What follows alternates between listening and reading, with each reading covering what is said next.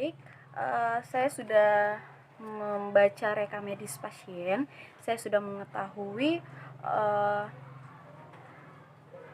hal apa yang dialami pasien, dan saya sudah mengetahui tindakan apa yang akan saya lakukan terhadap pasien sesuai dengan yang tertera dan terekam di rekam medis pasien.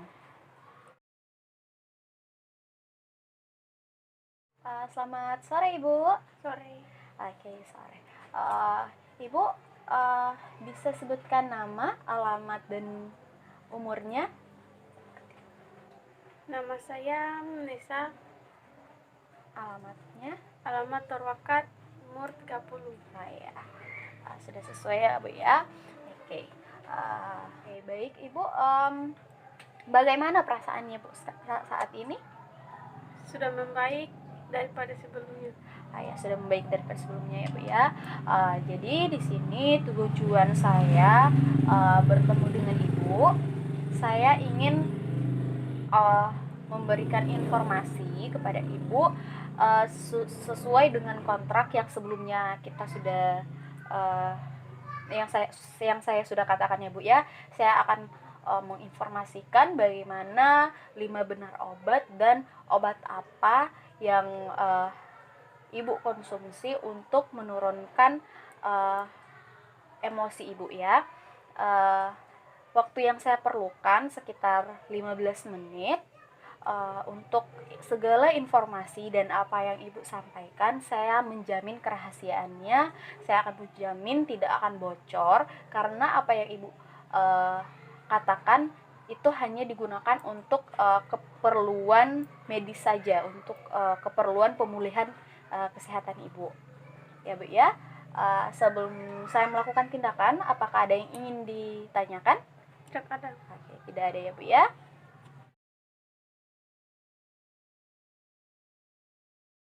Baik Bu, apakah saat ini ada keluhan yang ingin Ibu sampaikan?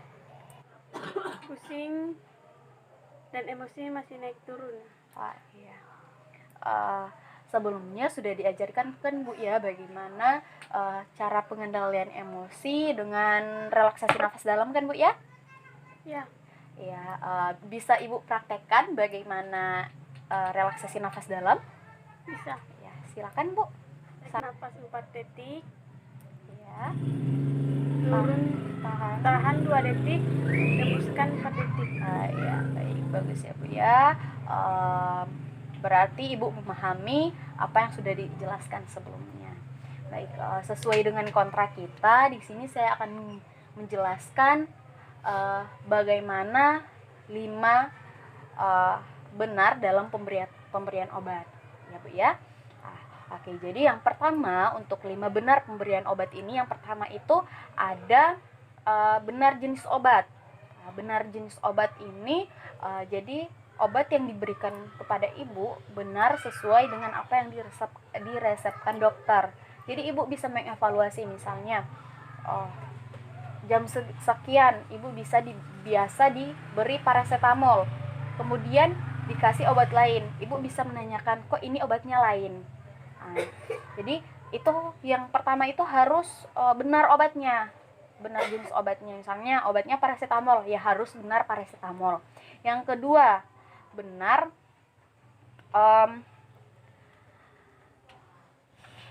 benar pasien. Nah, benar pasien ini harus benar, yang dimana di label itu tertulis namanya Ibu. Nama Ibu, misalnya nama Ibu Nesa. Nama Ibu Nesa tertera di label obat tersebut. Kemudian tadi sudah benar obatnya, kemudian benar pasiennya.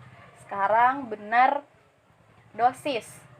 Dosis itu misalnya dosis yang Ibu perlukan itu cuma 50 mg dalam 1 hari. Ya, berarti dosis yang tertera di situ sesuai 50 mg. Jadi perawat harus mengidentifikasi lagi apakah sudah benar dosisnya 50 gram atau tidak. Kemudian yang keempat itu benar rute, yang dimana rute ini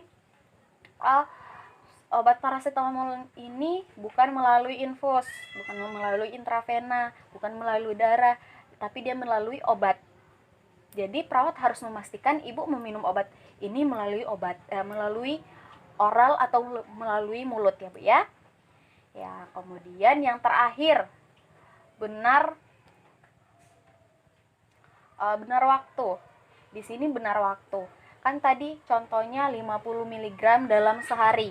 Berarti waktu misalnya ibu meminumnya pukul 10 pagi. Nah, jadi ibu meminumnya lagi nanti pas pukul 10. Begitu ya Bu ya? Ya, Apakah bisa dimengerti?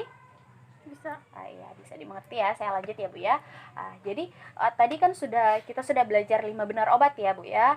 Ada benar apa tadi Bu? Jenis obat, ada benar pasien, benar dosis, benar rute, dan benar waktu. Ya Bu ya, ada 5 ya. Di sini setelah 5 benar obat ini, saya akan menjelaskan obat apa sih yang bisa ibu konsumsi untuk mengurangi kecemasan ibu. Di sini sesuai dengan yang diresepkan dokter, ibu diresepkan obat antidepresan yang namanya itu ambritipilin. Ambritipilin ya Bu ya. Jadi kegunaan obat ini apa sih? Kegunaan obat ini dia untuk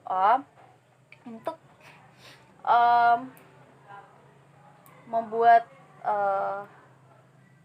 mood ibu bagus, membuat hati perasaan ibu bagus, kemudian menurunkan kecemasan ibu juga.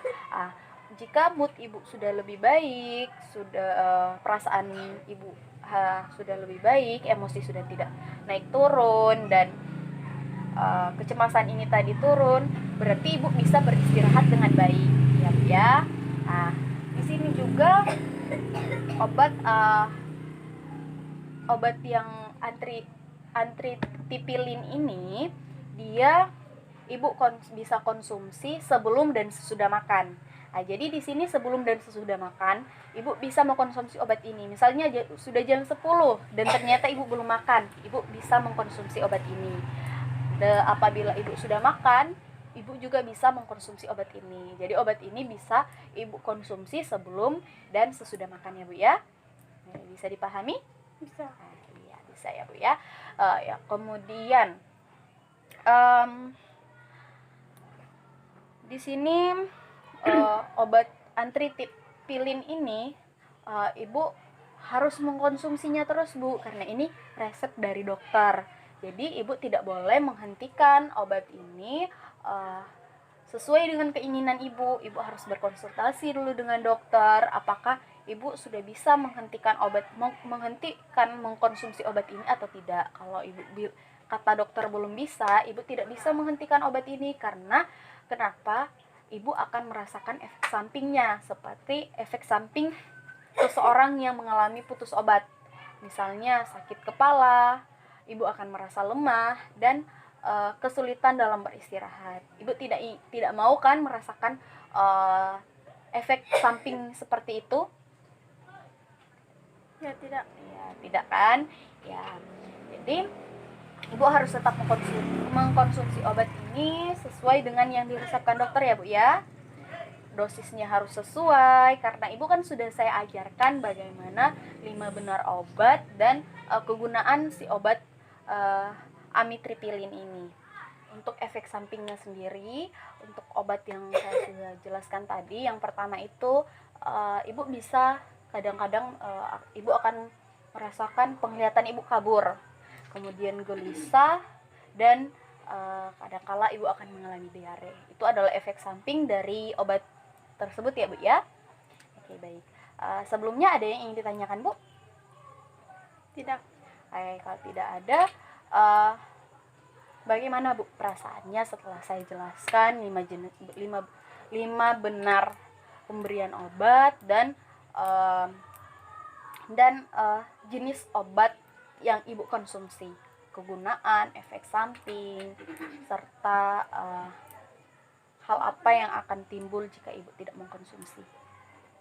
Sudah lebih lega karena sudah mengetahui cara mengendalikan emosi dengan obat. Iya. sudah tahu ya Bu ya. Jadi Ibu sudah